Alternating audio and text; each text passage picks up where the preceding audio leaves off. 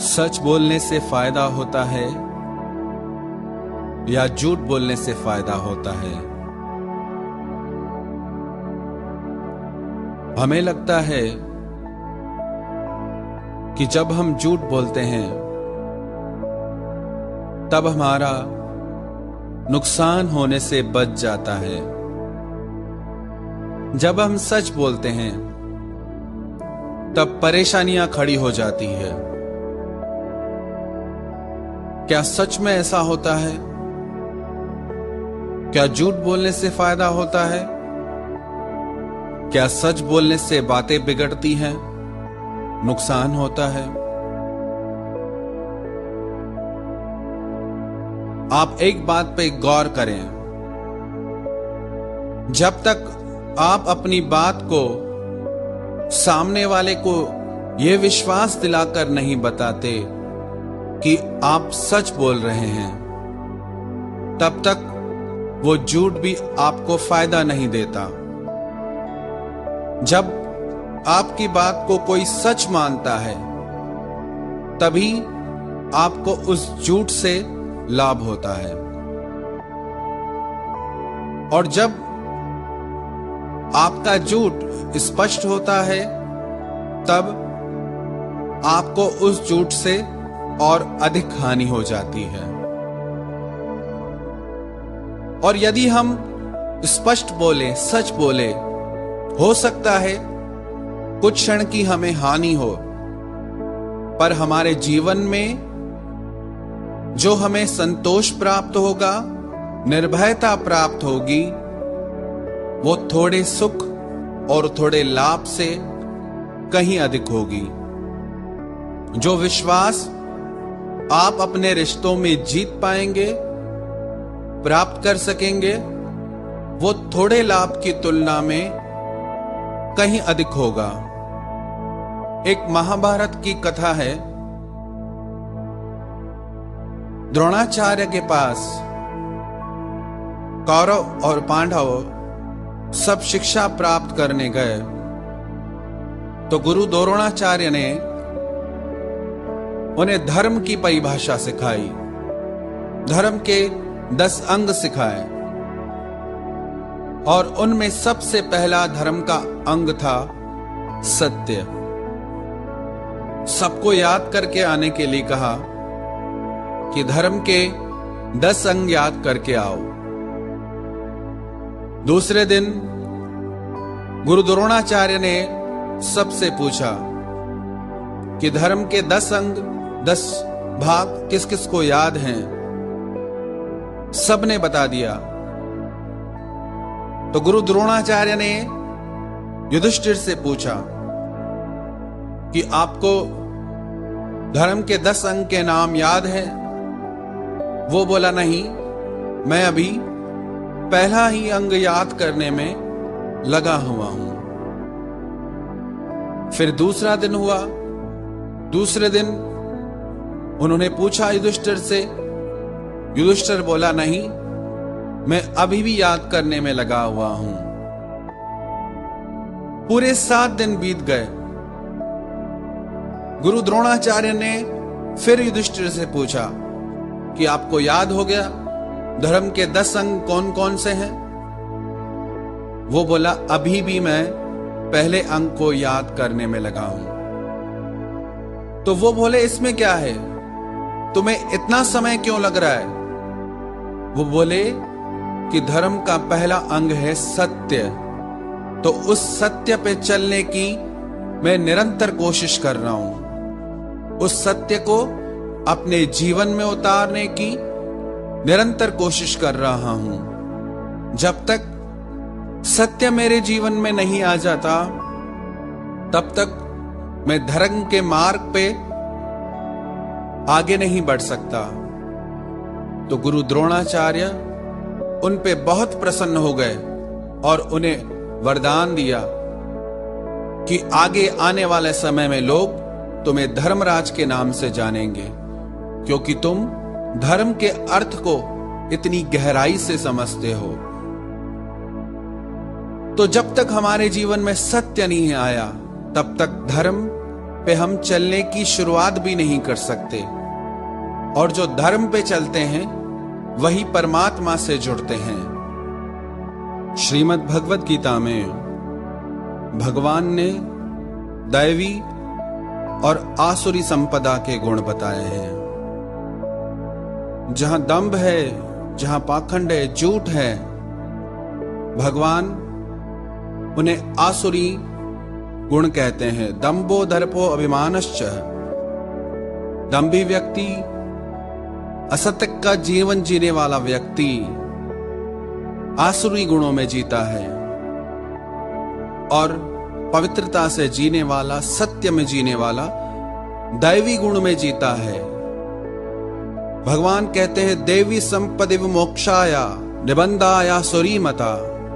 दैवी गुण मुक्ति के लिए और आसुरी संपदा बांधने के लिए है।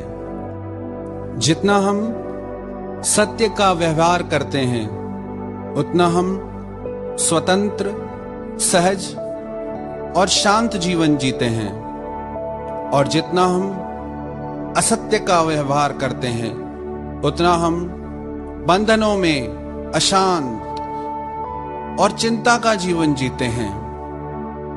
आप कल्पना करें ऐसी दुनिया की जहां कोई झूठ नहीं बोलता, सब सच बोलते हों, तो आप कितने निश्चिंत हो जाएंगे।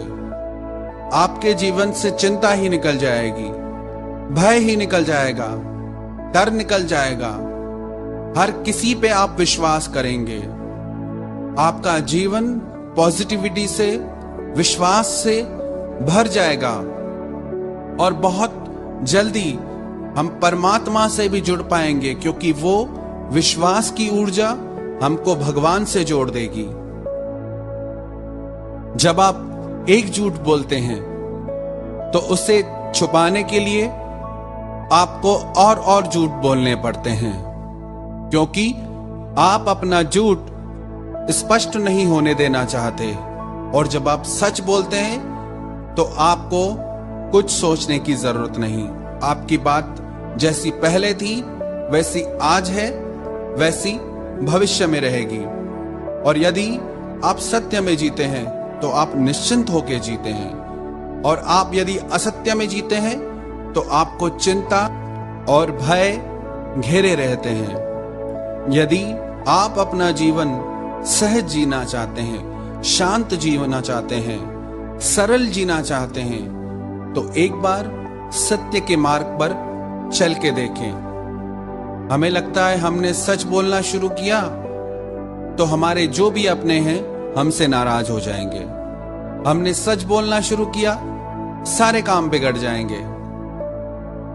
पर याद रखें, जो भी आज तक सच के मार्ग पे चले हैं उनके साथ परमात्मा है। जो भी असत्य के मार्ग पे चले, आज नहीं तो कल उनका पतन हुआ, और जो सत्य के मार्ग पे चले वो परमात्मा से जुड़े, और आज हम उन्हें याद करते हैं। सत्य पे चलने वालों की हो सकता है कुछ समय के लिए हानि हमें प्रतीत हो, पर अंततोगत्वा उसका परिणाम शुभ होता है। असत्य बोलने वाला हो सकता है कुछ देर के लिए खुश हो जाए, प्रसन्न हो जाए, पर उसका परिणाम शुभ नहीं होता। प्राप्ति हम परमात्मा की करना चाहते हैं, दर्शन हम परमात्मा के करना चाहते हैं, मिलना हम सत्य से चाहते हैं, और जीवन में असत्य के मार्ग पे चल रहे हैं, तो वो मंजिल मिलेगी कैसे? यदि आप भगवान से जुड़ना चाहते हैं, आनंद से जुड़ना चाहते हैं, सुख से जुड़ना चाहते हैं, तो सत्य के मार्ग पे चलना शुरू कर। एक चोर था, चोरी करना उसकी आदत थी, उसका स्वभाव था। उसकी मां को उसकी बहुत चिंता होती थी कि ये चोरी करता है, कई बार पकड़ा जाता है, इसे दंड भी मिलता है, कभी कोई दुर्घटना न हो जाए इसके साथ, वो एक सत्संग में जाती थी एक संत के पास। उसने अपने बेटे से कहा कि तुम एक बार मेरे साथ उन संत से चल के मिलो।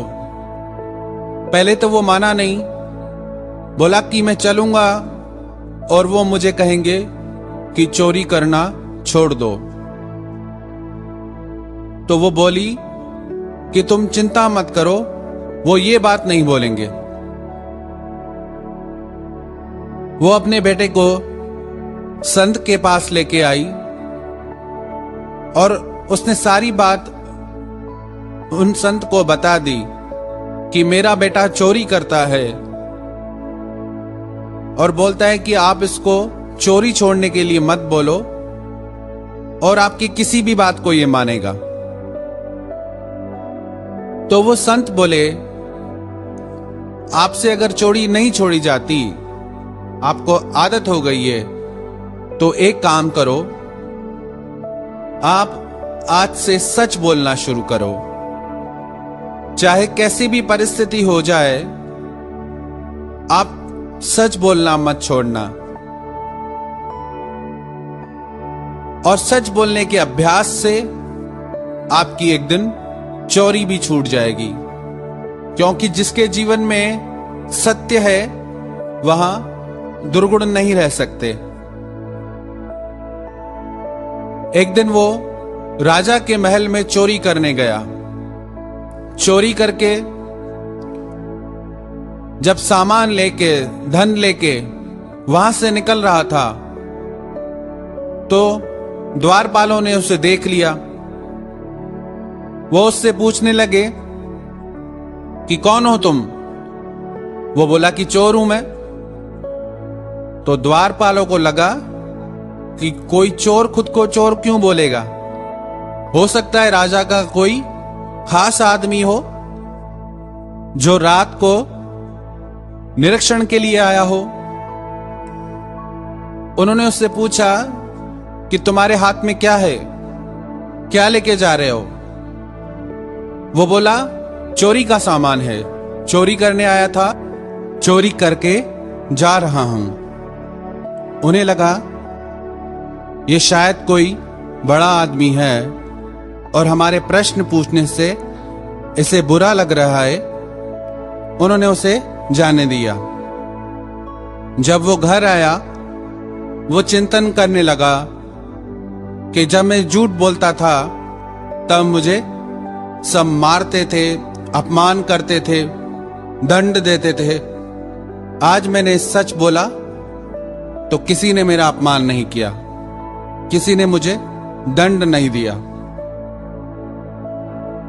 उसके मन में यह विचार आया कि आज के बाद मैं चोरी नहीं करूंगा।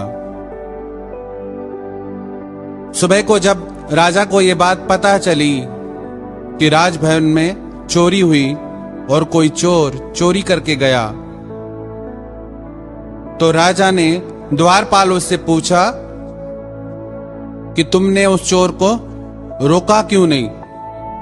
उन्होंने कहा कि महाराज, हमें लगा कि वो कोई खास व्यक्ति है।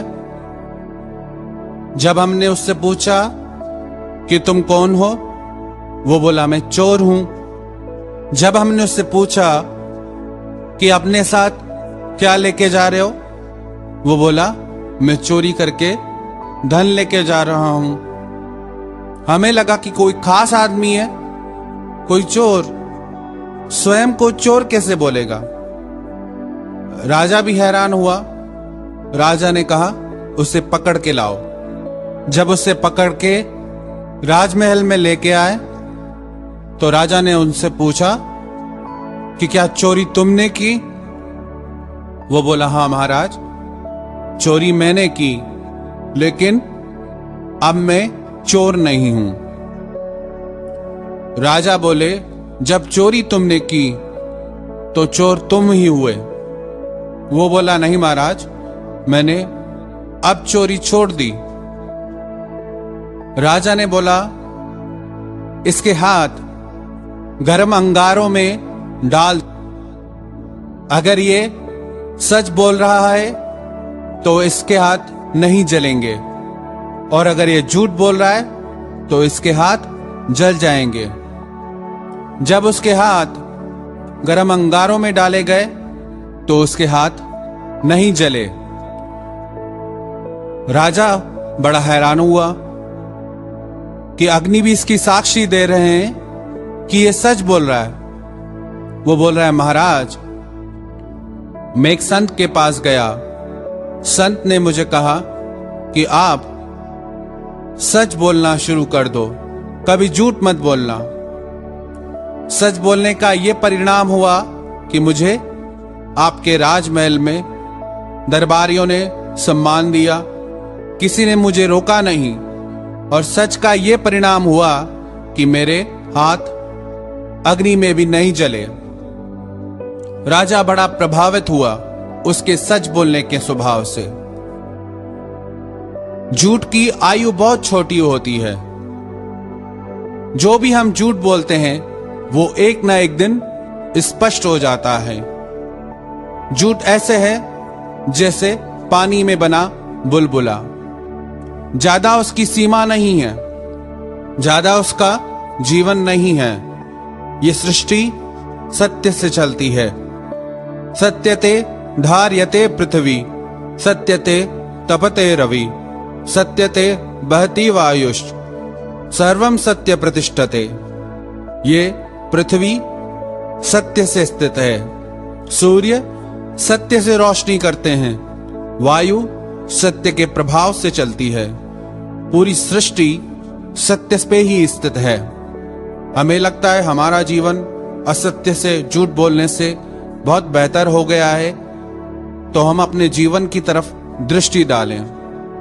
हम अपने रिश्तों में विश्वास खो चुके हैं, अपने आप में, अपने परिवार में, अपने संबंधों में सम्मान खो चुके हैं। तो हम अपने आप से पूछें कि झूठ बोलने से, असत्य से हमें अपने जीवन में फायदा हुआ या नुकसान हुआ।